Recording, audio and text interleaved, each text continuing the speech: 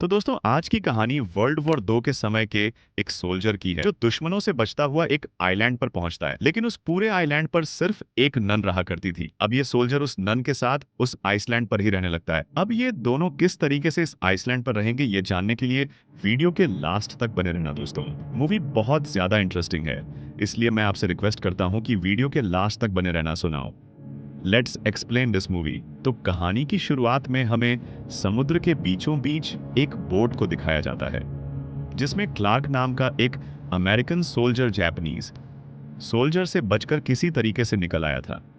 उसे कई दिन इसी बोट के अंदर हो जाते हैं। अब तभी उसे वहां पर एक आइलैंड दिखाई देता है, इसलिए वो जल्दी से अपनी बोट को साइलैंड के किनारे पर लेकर जाता है।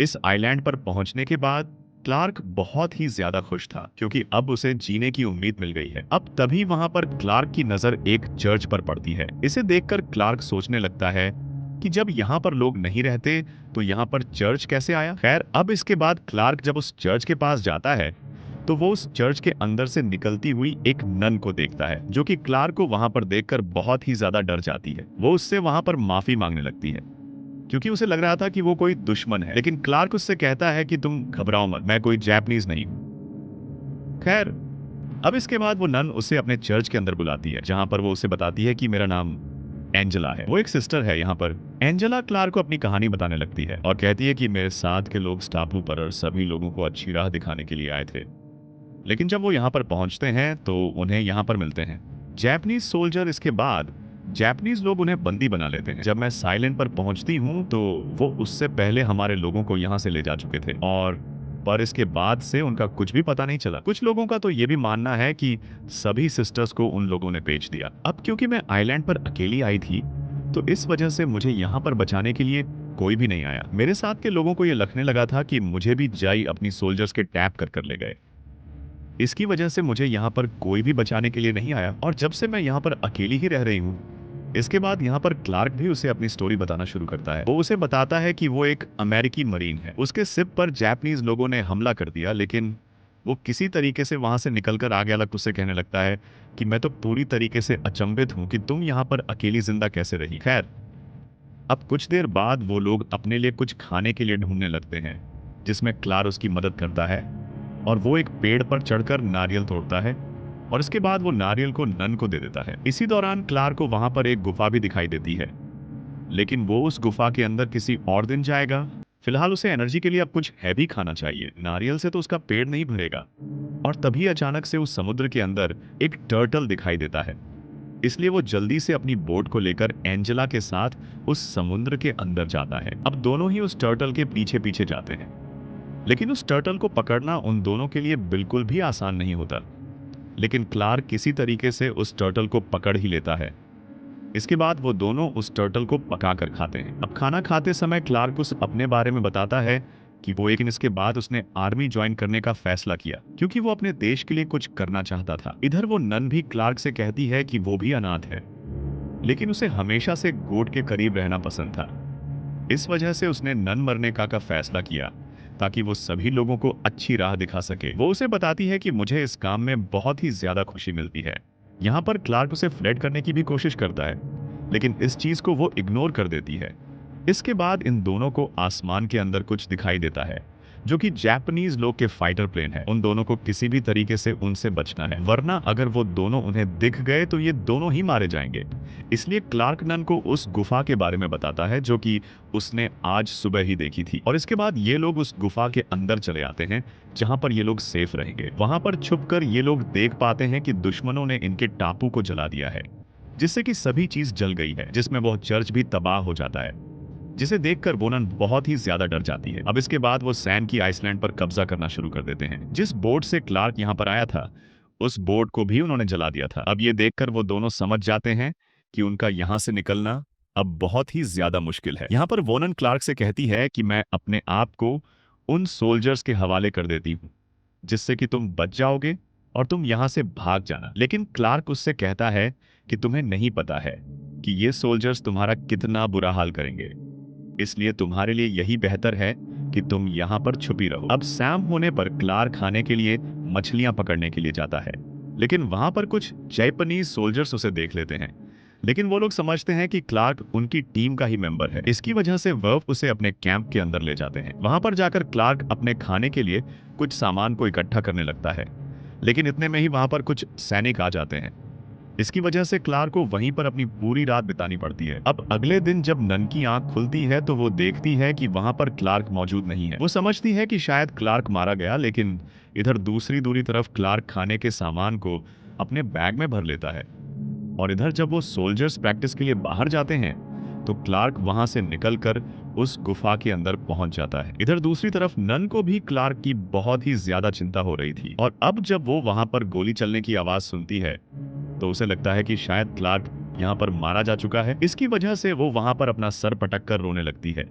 लेकिन इतने में वहां पर क्लार्क पहुंच जाता है। वो वहां पर नन पर गुस्सा होता है और उसे कहने लगता है कि तुम्हें इस गुफा से बाहर निकलकर नहीं जाना चाहिए, क्योंकि बाहर बहुत ही ज्यादा खतरा है। और इसके बाद वो अपने बैग में खाने का सामान उसे दिखाता है, लेकिन नन भी गुस्सा होकर उससे कहने लगती है कि अगर तुम मुझे बिना बताए बाहर जाओगे तो मैं इस तरह ही बाहर निकलती रहूंगी। तब क्लार्क उससे कहता है कि ठीक है, अब से मैं ऐसा नहीं करूंगा। अब एक दिन क्लार्क नन के साथ फ्लर्ट करने के लिए उसके लिए एक रेड रोज लेकर आता है। अब नन उस रेड रोज को एज अ गिफ्ट अपने पास रख लेती है। क्लार्क नन से कहता है कि तुम इस नन मन के ड्रामे को छोड़कर अच्छे से साथ में नहीं रह सकती, जिस पर वो नन उससे कहती है कि ऐसा नहीं हो सकता। जब कोई इंसान नन बनने के बाद असली दुनिया में चले आता है तो गढ़ उसे कभी भी माफ नहीं करते। नन बनने के लिए हमें पूरे 5 साल दिए जाते हैं ताकि हम अच्छे से सोच सकें कि हम नन बनने के लायक हैं भी या फिर नहीं।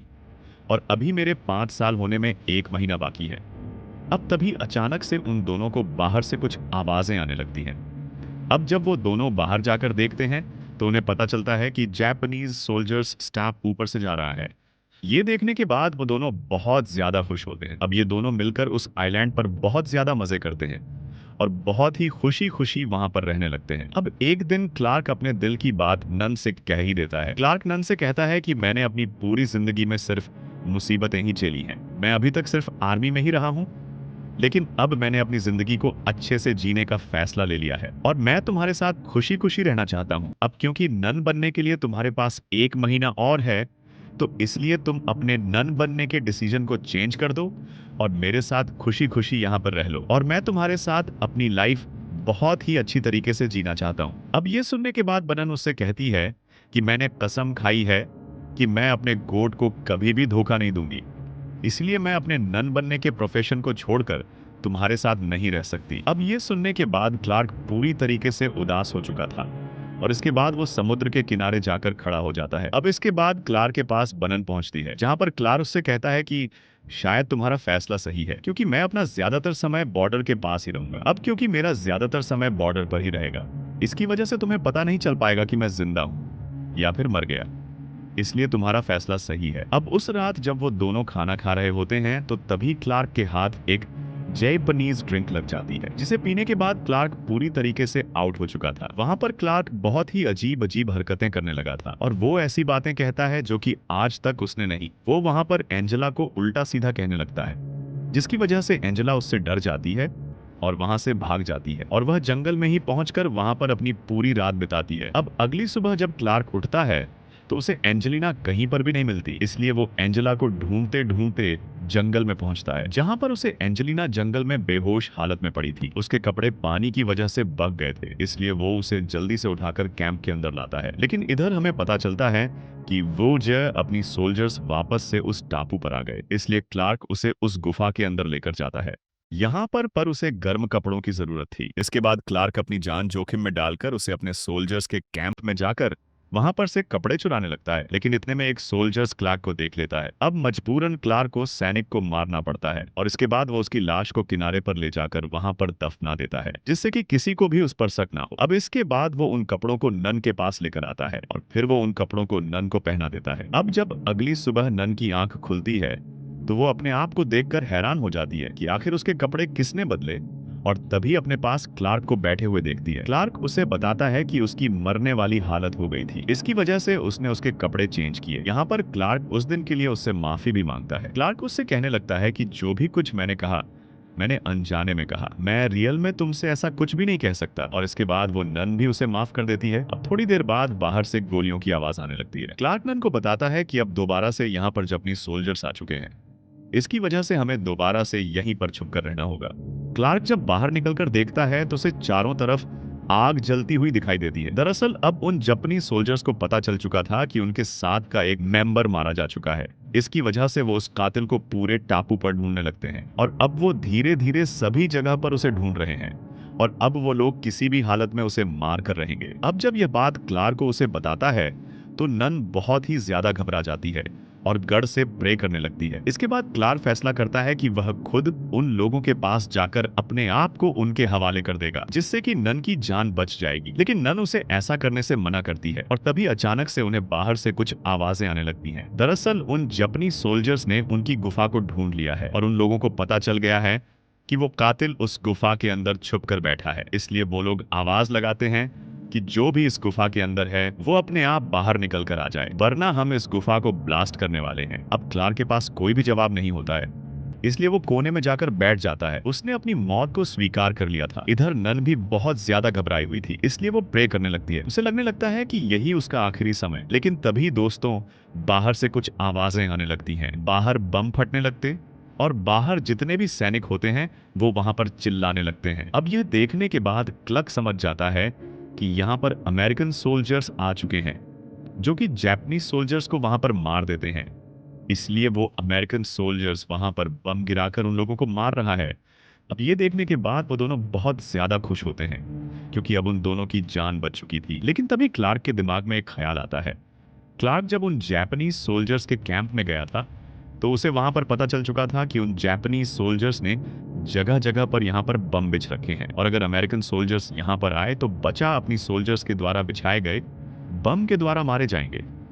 इसलिए मुझे किसी भी तरीके से उन बम को डिफ्यूज करना होगा। खैर, अब इसके बाद जब किलर का बाहर पहुंचता है तो वो देखता है कि बाहर कोई भी जय अपनी सोल्जर्स नहीं बचाए और चारों तरफ सिर्फ बम फट रहा है। इसलिए वो एक एक कर कर उन बमों को डिफ्यूज करना शुरू कर देता है। अब ऐसा करने में क्लार्क को बहुत ज्यादा मुसीबत हो रही थी और उसे वहां पर चोट भी आ जाती है, लेकिन यहाँ पर उसने ऐसा कर कर कई जापानीज सोल्जर्स की जान बचाई है। अब कुछ देर बाद वहां पर सब कुछ शांत हो जाता है और ये दोनों बाहर निकल कर आ जाते हैं। यहाँ पर नन क्लार्क की ऐसी हालत को देखकर उसका इलाज करती है और उसकी मरहम पट्टी करती है। अब क्लार्क नन से कहता है कि अब शायद हम दोनों के अलग होने का समय आ चुका है और अब शायद हम दोनों मिल भी नहीं पाएंगे। जिस सुनने के बाद वोनन उससे कहती है कि चाहे मैं तुम्हारे साथ अपनी पूरी जिंदगी नहीं बिता सकती, लेकिन तुम मेरे दिल के हमेशा करीब रहोगे। खैर, अब इसके बाद अमेरिकन सोल्जर्स वहां पर आकर क्लार्क को एक स्ट्रक्चर पर लेटा कर वहां से उसे ले जाने लगते हैं और इसके पीछे पीछे नन भी उसके साथ चल रही थी। अब ये दोनों एक दूसरे से तो अलग हो रहे हैं, लेकिन एक दूसरे के साथ इनकी यादें रह गईं। अब चाहे एक दूसरे के साथ इनका रिश्ता नहीं बन पाया हो, लेकिन ये दोनों एक दूसरे को नहीं बुला पाएंगे। खैर, इसी के साथ ये मूवी यहीं पर खत्म हो जाती है। तो दोस्तों, आपको ये मूवी कैसी लगी? हमें नीचे कमेंट करके जरूर बताना। बाकी अगर वीडियो आपको पसंद आई हो तो प्लीज वीडियो को लाइक करके चैनल को सब्सक्राइब जरूर कर देना। बाकी मैं मिलता हूं आपको न्यू वीडियो में, तब तक के लिए till then take care, love you, bye bye.